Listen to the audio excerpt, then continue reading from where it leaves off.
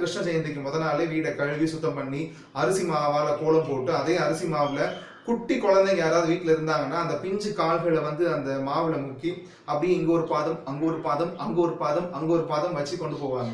அது என்ன அர்த்தம் அப்படின்னு சொன்னா அந்த குழந்தை கிருஷ்ணர் தத்தி தத்தி தாவி தாவி நம்ம வீட்டுக்குள்ள வராரு, சந்தோஷமா வராரு அப்படிங்கிறது அதனுடைய அர்த்தம். அதனாலதான் கிருஷ்ணருக்கு நிறைய பேர்களும் இருக்கு.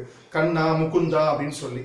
கண்ணா அப்படின்னு சொன்னா கண் இமை போல நம்மளை காக்கிறார், அதனாலதான் கண்ணா அப்படிங்கிற பேரு. முகுந்தானா நமக்கு முக்தியை அளிக்கிறார் அப்படிங்கிறது தான் அந்த முகுந்தா அப்படிங்கிற பேருடைய மீனிங். இன்னும் நிறைய பேர்கள் நம்ம சொல்லிட்டே போலாம். கிருஷ்ணருக்கு ரொம்ப பிடித்தமான ஒரு நைவேத்தியம் என்ன அப்படின்னு சொன்னா வெண்ணெய் இல்லையா. அவர் சின்ன வயசுல அவங்க ஃப்ரெண்ட்ஸோட சேர்ந்து வெண்ணெய் எல்லாம் எடுத்து சாப்பிட்டாரு, நிறைய கதை நம்ம படிச்சிருப்போம்.